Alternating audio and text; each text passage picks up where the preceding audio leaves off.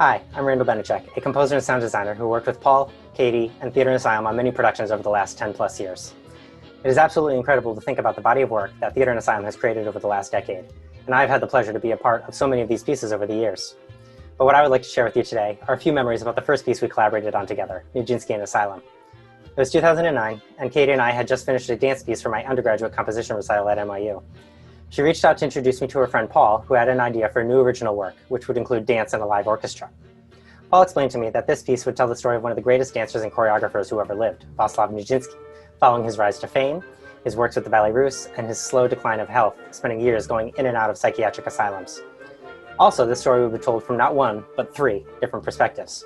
Also, there would be no spoken dialogue. Paul, Katie, and I reimagined some of the most famous orchestral works in this incredibly complex narrative.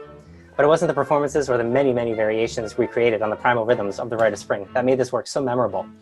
I mean, how many variations on can you make? Turns out there's quite a few, but that's a story for another time. It was actually the musical language that Paul and I used to translate the score notations into the cues for the dancers. I even noted some in our score here, Nijinsky and Asylum in 5 sections.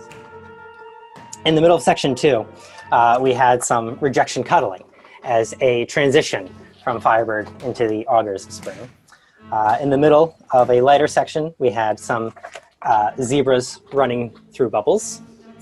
And in a particularly difficult and complex section of the sacrificial dance, we had a Chinese dragon, Paul and I lovingly referred to because it was so much of a beast to get through.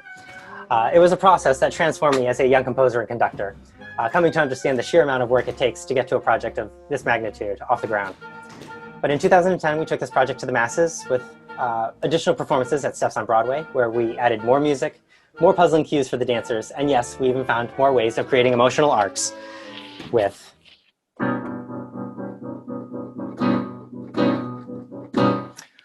Anyways, it was fun to reminisce on this experience. I want to thank Theater and Asylum for letting me share this memory with all of you, and for most importantly, wishing them a very happy 10th anniversary.